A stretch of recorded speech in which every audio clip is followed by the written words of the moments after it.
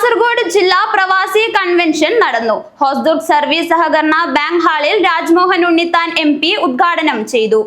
പ്രവാസി ഭാരത് ദിവസത്തിന്റെ ഭാഗമായി കേരള പ്രദേശ് പ്രവാസി കോൺഗ്രസ് കാസർഗോഡ് ജില്ലാ കൺവെൻഷൻ കാഞ്ഞങ്ങാട് ഹോസ്ദുർഗ് സർവീസ് സഹകരണ ബാങ്ക് ഹാളിൽ നടന്നു. രാജ്മോഹൻ ഉണ്ണിത്താൻ MP ഉദ്ഘാടനം ചെയ്തു.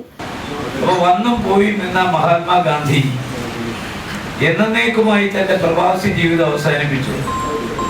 ഇനി ഒരു വിദേശ രാജ്യത്തേക്കും ഇല്ലെന്ന് പറഞ്ഞ് ഇന്ത്യയിലേക്ക് മടങ്ങി വന്ന ദിവസമാണ് 1915 ജനുവരി മാസം.